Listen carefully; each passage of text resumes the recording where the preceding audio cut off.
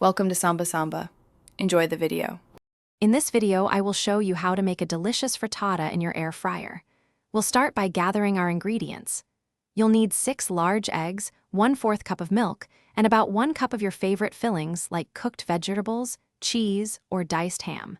Whisk the eggs and milk together thoroughly, then gently fold in your chosen ingredients.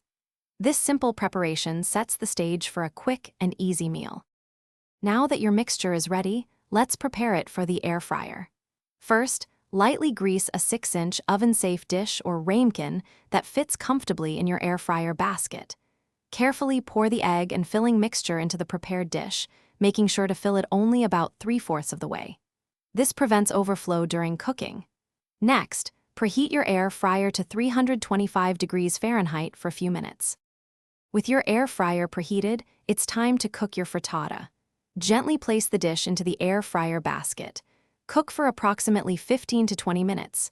The exact time may vary slightly depending on your air fryer model and the thickness of your frittata. To check for doneness, insert a knife into the center. It should come out clean. The frittata will be golden brown and puffed up. Once your frittata is perfectly cooked, carefully remove it from the air fryer. Allow it to cool for just a few minutes before slicing into wedges.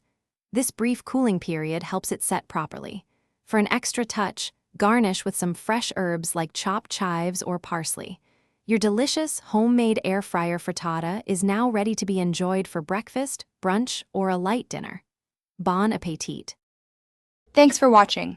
Consider subscribing if we helped you.